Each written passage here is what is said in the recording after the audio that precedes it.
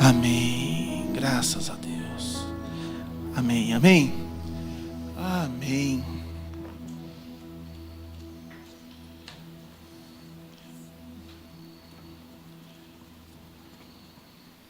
Hoje nós vamos ler a respeito da cura de um menino. Está em Marcos, capítulo 9, a partir do versículo de número 14. Marcos 9, 14.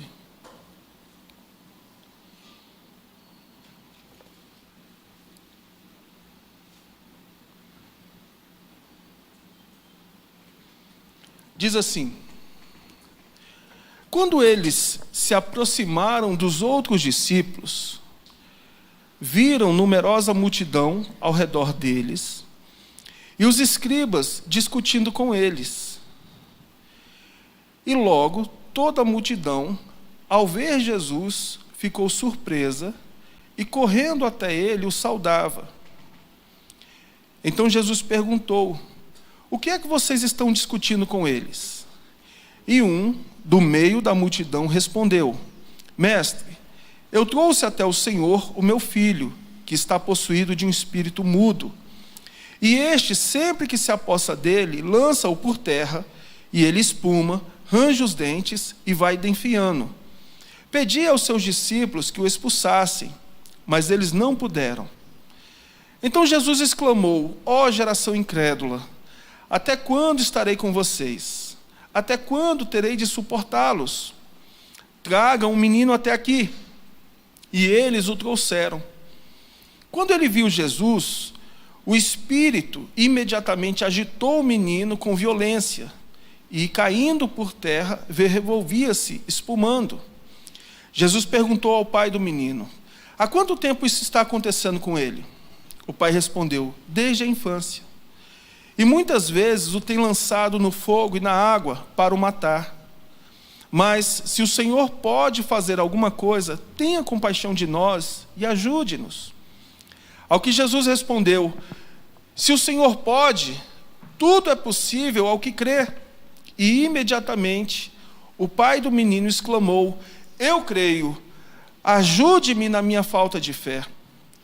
Vendo Jesus que muita gente estava se reunindo, repreendeu o espírito imundo, dizendo-lhe: espírito mudo e surdo, eu ordeno a você, saia deste menino e nunca mais entre nele.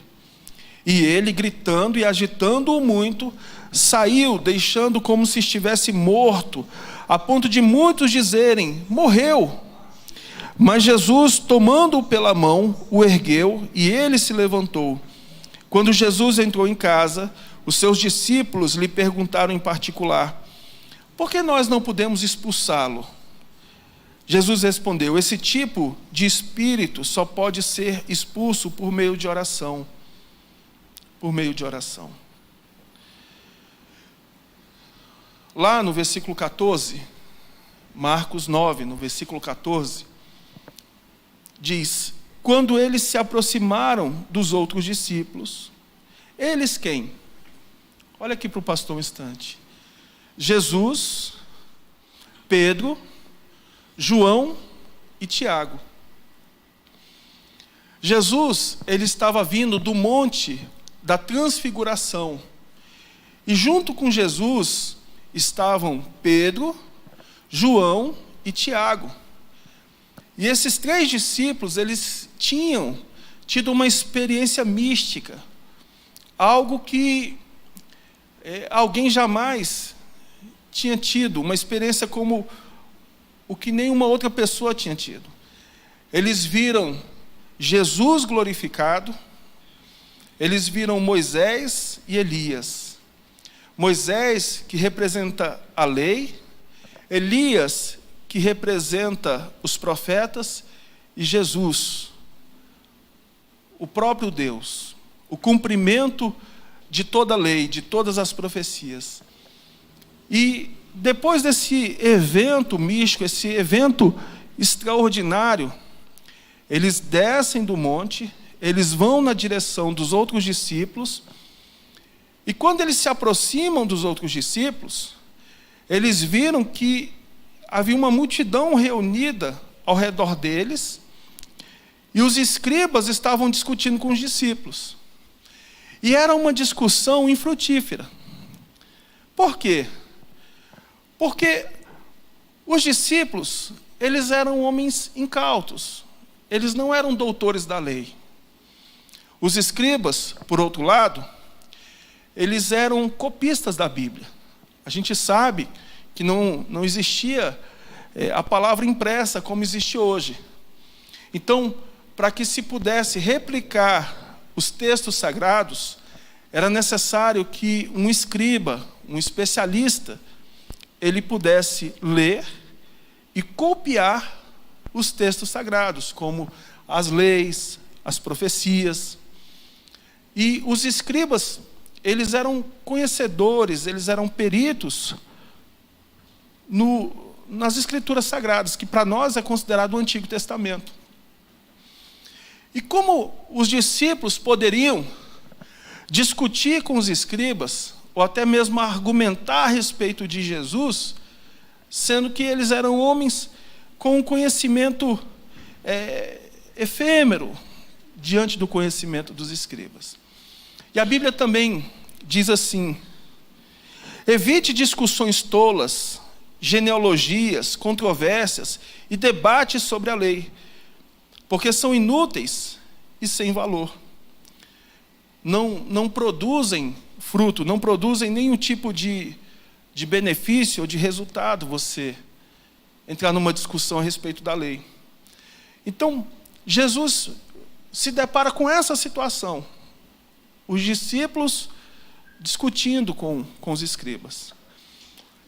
E logo a multidão, ao ver Jesus, ficou surpresa e, correndo até ele, o saudava. Então Jesus perguntou: o que é que vocês estão discutindo com eles? Sobre o que vocês estão discutindo? O que está acontecendo aqui? E do meio da multidão, respondeu: mestre, eu trouxe até o Senhor o meu filho, porque está possuído de um espírito mudo. E este, sempre que se apossa dele, lança-o por terra, e ele espuma, range os dentes e vai definhando. Pedi aos seus discípulos que o expulsassem, mas eles não puderam.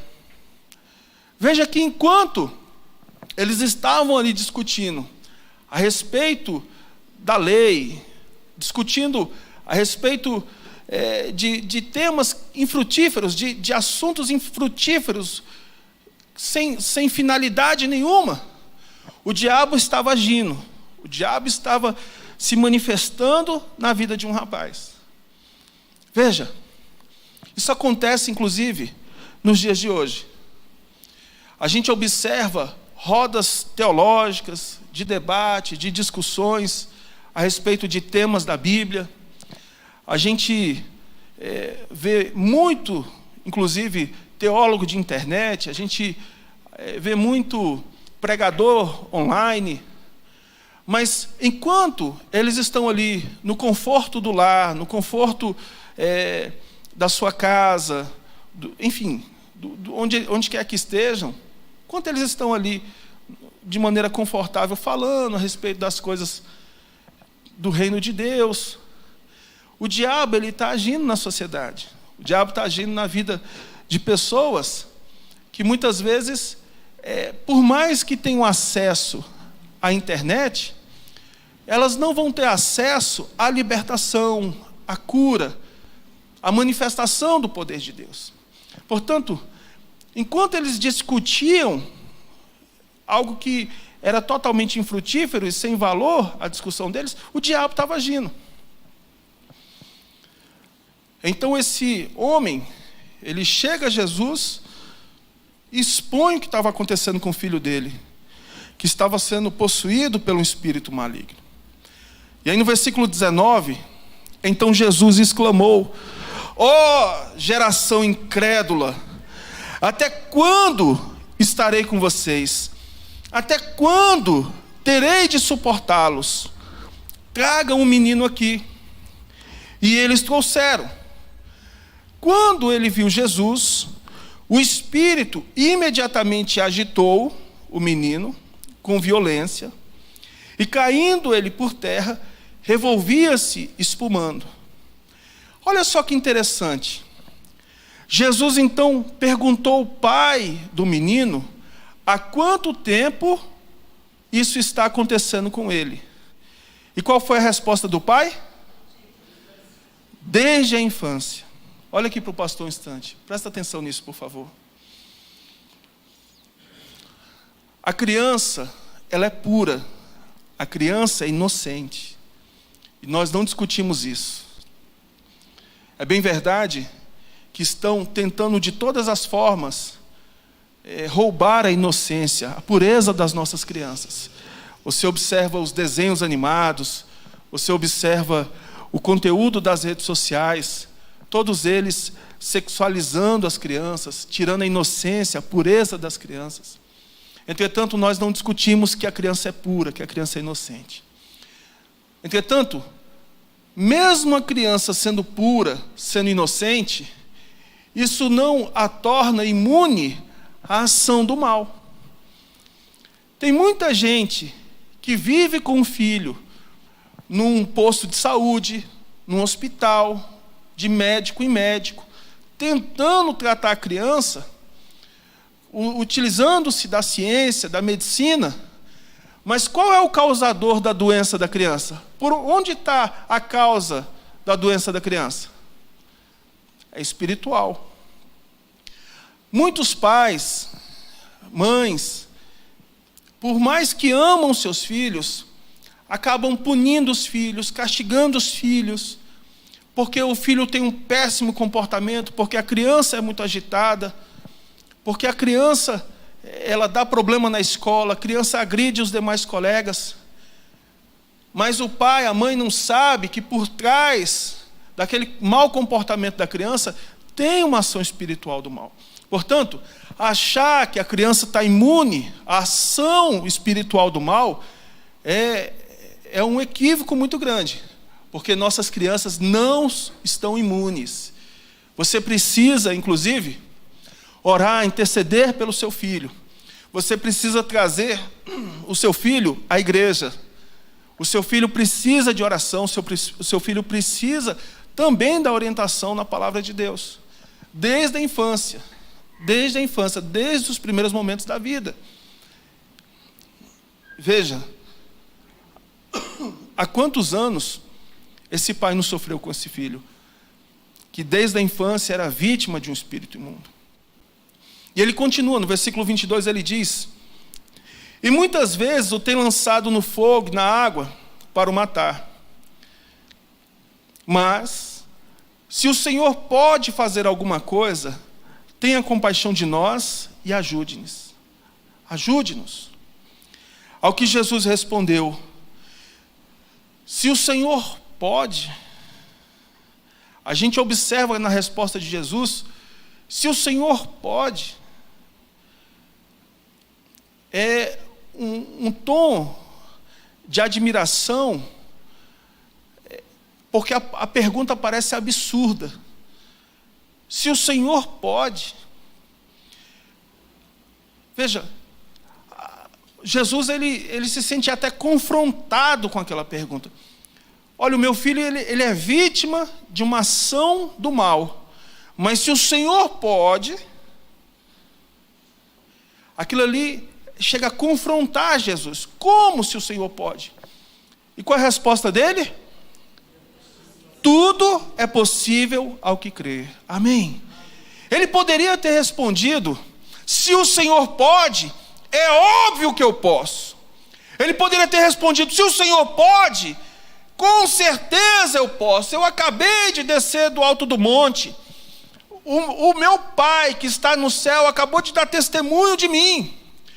Porque a Bíblia diz que Deus, Ele cobriu os discípulos com uma nuvem, Ele envolveu os discípulos com uma nuvem, quando estes estavam no Monte da Transfiguração com Jesus, e Ele disse: este é o meu Filho amado, ouvi-o. O próprio Deus havia dado testemunho a respeito de Jesus. Ele poderia muito bem alegar ser o Filho de Deus, ele poderia alegar ser o próprio Deus. Ele poderia alegar ter autoridade sobre principados, potestades, dominadores, os espíritos que atuam nas regiões celestiais, as forças espirituais do mal que atuam nas regiões celestiais. Mas também, para a surpresa de quem estava ali ao redor, ele diz: se o Senhor pode, não só eu posso, mas todo aquele que tem fé, todo aquele que crê também pode. E veja, os discípulos não puderam. Os discípulos, eles não puderam expelir aquele demônio. Mas para você ver, lá em Lucas, capítulo 10, no versículo 17, diz assim, Lucas 10, 17, diz: então 70 voltaram, cheios de alegria, dizendo: Senhor, em seu nome, os próprios demônios, o quê? Se submetem a nós. Veja que os discípulos tinham autoridade sobre os demônios. Ao que Jesus respondeu: eu via Satanás caindo do céu como um relâmpago. Eis que dei a vocês autoridade para pisarem cobras e escorpiões, e sobre todo o poder do inimigo, e nada absolutamente lhes causará dano. Então, quando Jesus lá, em Marcos 9, 23, ele diz: tudo é possível ao que crê, ele sabia que ele tinha dado autoridade àqueles que creem, àqueles que têm fé. Aí no versículo 25, aliás, no 24, olha o que o homem respondeu. E imediatamente o pai do menino exclamou: eu creio, eu creio. Entretanto, ele disse assim também: ajude-me na minha falta de fé. Presta atenção, por favor. Você vai entender isso. Você vai entender tanto porque que os discípulos, mesmo tendo autoridade para expelir aquele demônio, não expeliram, e porque que esse homem, mesmo tendo fé, ele pediu ajuda a Jesus e ainda declarou: ajude-me na minha falta de fé. Pediu: ajude-me na minha falta de fé. A Bíblia diz assim, no livro de Romanos, no capítulo 17, no capítulo 10, Romanos capítulo 10, versículo 17, diz assim: e assim, a fé vem pelo ouvir, e o ouvir pela palavra de Cristo. Numa outra tradução diz: portanto, a fé vem por ouvir a mensagem, e a mensagem por meio da pregação a respeito de Cristo. A fé é despertada nos corações por meio da pregação, por meio do testemunho. Quando se dá testemunho a respeito de Cristo, desperta-se a fé naquele que ouve. E a fama de Jesus, ela o antecedia. Quando Jesus ia na direção de uma cidade, de um povoado, de uma comunidade, a fama de Jesus chegava antes de Jesus. Então ouvia-se falar que Jesus curou um cego, que Jesus multiplicou pães e peixes, ouvia-se falar que Jesus curou um paralítico, ouvia-se falar do poder de Deus manifestado por meio de Jesus. E isso despertava o quê? A fé naqueles que ouviam. Entretanto, só o fato de ter a fé despertada não é o suficiente. A fé, ela não basta ser despertada no coração de alguém. A fé tem que ter substância. A fé, ela tem que ter pilares, que ela possa se apoiar, que ela possa se alicerçar, que ela possa estar firme. E um dos pilares da fé é a oração. É a oração. Veja, nem os discípulos puderam expulsar aquele espírito maligno, e nem o pai do menino tinha uma fé inabalável, porque faltava-lhes oração. E você vai entender mais sobre isso. No versículo 25 de Marcos ainda, no capítulo 9, vendo Jesus que muita gente estava se reunindo, repreendeu o espírito imundo, dizendo-lhe: espírito mudo e surdo, eu ordeno a você, saia deste menino e nunca mais entre nele. Veja que Jesus aqui então, ele manifesta o poder de Deus, ele manifesta a autoridade, e quando o poder de Deus entra na vida daquele menino, quando a autoridade é manifestada, é utilizada contra aquele espírito imundo, olha o que acontece. Ele, o espírito imundo, gritando e agitando muito, saiu, deixando como se estivesse morto, a ponto de muitos dizerem: morreu. Mas Jesus, tomando-o pela mão, o ergueu e ele se levantou. Quando Jesus entrou em casa, os seus discípulos lhe perguntaram em particular: por que nós não podemos expulsá-lo? Por quê, pessoal? No versículo 29, Jesus respondeu: esse tipo de espírito só pode ser expulso por meio de oração. Olha aqui para o pastor, por favor. E esse ponto que eu gostaria que você mais atentasse e que guardasse no seu coração. Orar é diferente de pedir. É muito comum levantarmos pela manhã e pedirmos a Deus um dia de paz, um dia seguro, que abençoe os nossos dias, os nossos afazeres. Sim ou não? É comum nós orarmos ali antes das refeições, agradecer inclusive: obrigado, meu Deus, por esse alimento, que ele me faça bem, não faça mal, que o Senhor dê também àqueles que não têm. É comum orarmos antes de dormir, pedir uma noite de paz, uma noite segura. É comum a gente fazer petições a Deus, mas orar não é... Você pode repetir isso, por favor? Orar não é pedir. Orar diz respeito a conversar, a comunhão, diz respeito a relacionamento. Orar é se relacionar com Deus. Com Deus. E porque a pessoa ora, a fé dela tem pilares, ela tem substância, ela mantém-se com uma fé pura, uma fé em alta, uma fé que funciona.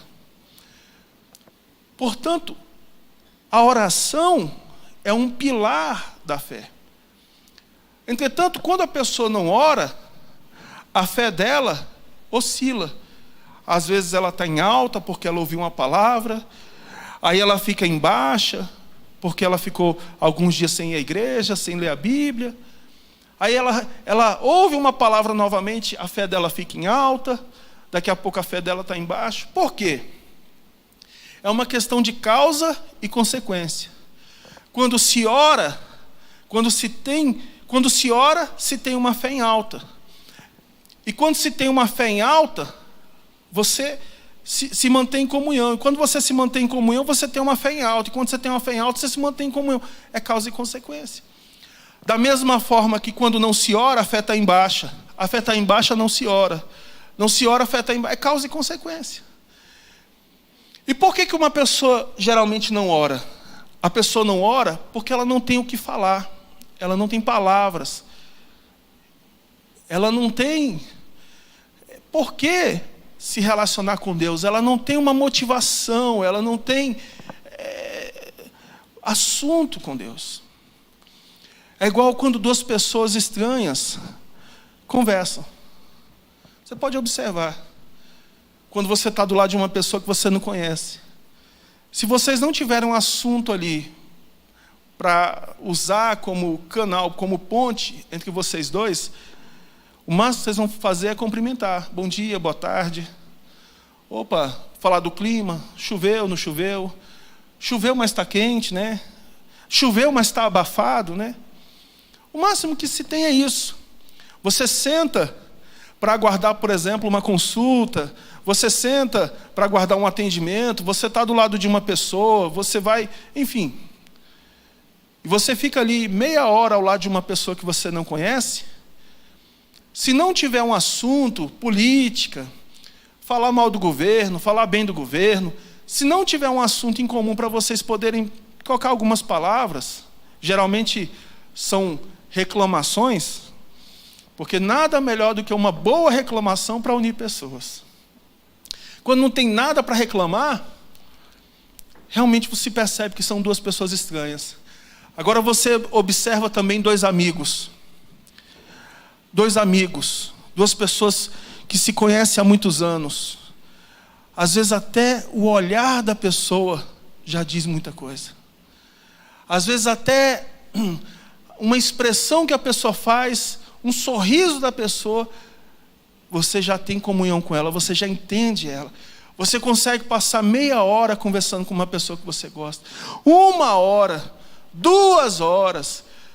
Vamos sentar para tomar um café? Esse café se estende por horas às vezes. 1, 2, 3 horas.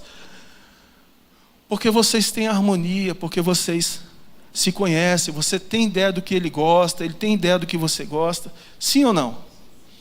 Então, por que não se ora? Porque não se conhece a Deus, porque não se tem experiência, vivência com Deus. E por que não se tem vivência com Deus? Porque não ora. E por que não ora? Porque não tem vivência. Então é causa e consequência. E orar não é pedir. Quando nós chegamos diante de Deus e apresentamos a Ele as nossas petições, nós não estamos necessariamente estreitando o nosso relacionamento com Ele, nós não estamos desenvolvendo a nossa comunhão com Deus. Portanto, se você não ora, se você não se relaciona com Deus, se você não anda em comunhão com Ele, a sua fé está em baixa. E na hora que precisa, você não sabe o que fazer. Ou mesmo sabendo o que fazer, tendo consciência do que fazer, não tem autoridade. A sua fé, ela não produz efeito. E para nós finalizarmos, eu desafio você a orar. Nós estamos vivendo numa sociedade que está cada vez mais ansiosa, cada vez mais impaciente. Se as pessoas pudessem, elas colocariam a minha pregação na velocidade 2. Não, para eu entender melhor, eu vou colocar na 1,5. Elas aumentariam a velocidade da minha pregação. As pessoas não têm mais paciência para ler um livro, não têm paciência mais para ouvir uma pregação, infelizmente. Até pela internet, quando a gente observa quem é que ouve a pregação, quem é que se envolveu com a mensagem, são pessoas mais maduras. Homens e mulheres com seus 40, 45, 50 anos. A maioria das pessoas, principalmente o público da internet mais jovem, não tem paciência para ouvir a pregação, para ler um livro.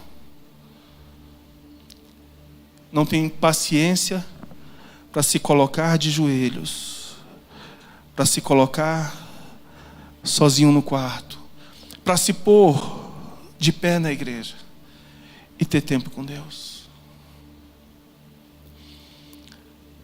10, 15, 20 minutos de oração, às vezes dentro da igreja, a pessoa acha cansativo. Esse pastor é demais. Começa a se coçar. Estão todos ali, alguns envolvidos, falando com Deus, e a pessoa, quando não,